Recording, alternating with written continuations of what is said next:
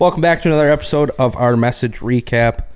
We're going to recap the message. Brand new series we started this week. Long series. 8 weeks? 8 weeks. Yeah. So bring us all the way up to... It'll be up there towards the list of longest. Yeah. But it's a good one. Last summer was the longest we've probably ever done. Last summer? New in 90? Or the summer before, sorry. I think even the summer before. Yeah, New in 90 was for sure the longest. That was like 2 or 3 months. Mm-hmm. Yeah. It was a good one. It was 90 days. It was 90 days. It was 3 months. New in 90. Yep. But this one, better than ever. It's not 90 days. It's not 90 days. It's 8 weeks, and it's all about being better than ever. Yep. Basically. Yep. Basically, our relationship with God. Having it be better than ever. But the first week was kind of just you kicking things off. Yeah. You didn't really dive into anything too deep. This was basically an intro week just to get everybody to understand kind of the impetus for this series, why we're going to go through it. We're probably not going to talk, I don't know if you will when you talk, but I will probably not cover, this same sort of stuff really throughout the rest of the series. It's really going to be much more practical. Let's do this. This was kind of the why behind the whole series.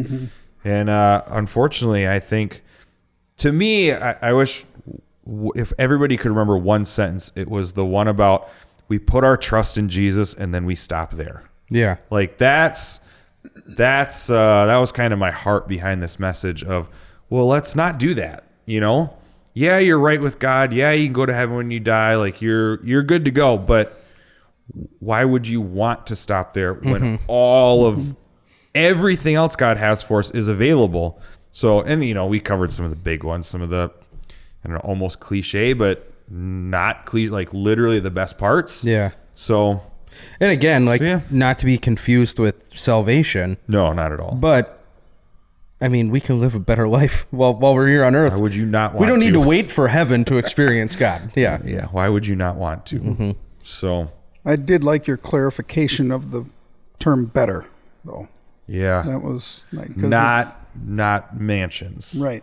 It's not American dream better. I think sometimes people will try out the God thing, or they'll put their trust in Jesus and they believe what Osteen or Copeland or Creflo Dollar, I think that name is hilarious. There's, I'm going to use this term very loosely, a preacher whose name is Creflo Dollar, and he's a prosperity preacher who makes millions.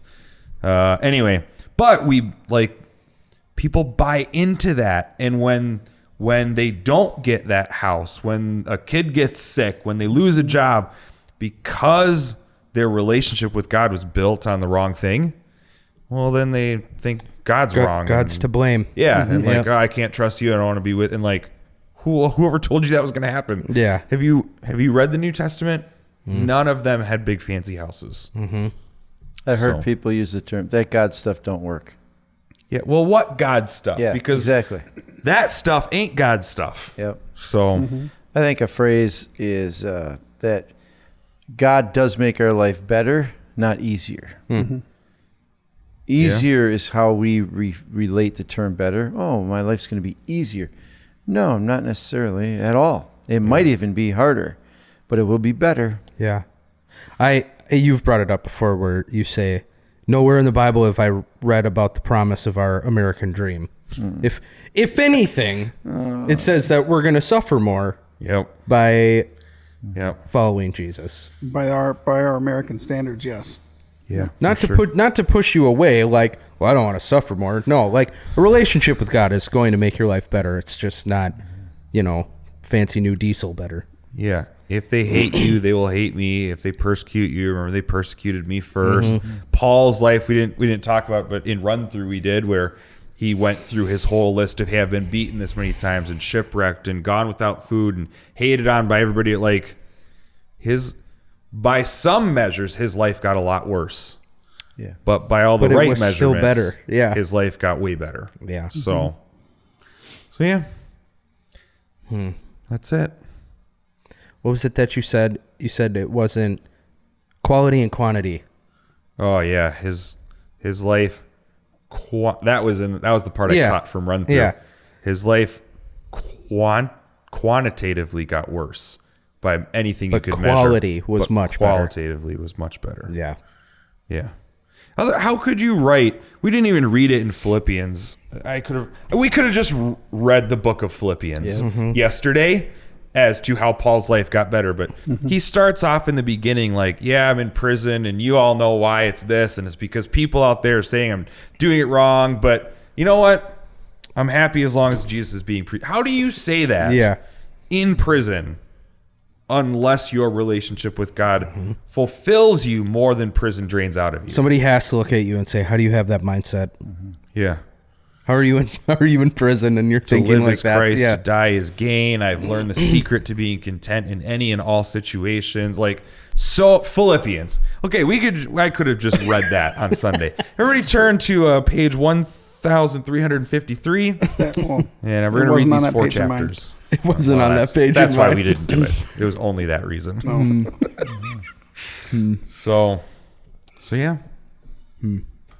That's that. That's basically it, huh? That's really it. It's just a tee up. The rest of this series is going to be what we do with it now. Yep. This was just, why do you even want to pay attention to the next 7 weeks? Yeah. Was this week. Yeah. So, yep. Well, cool. Stick around. It's gonna get good. It's gonna get better than ever.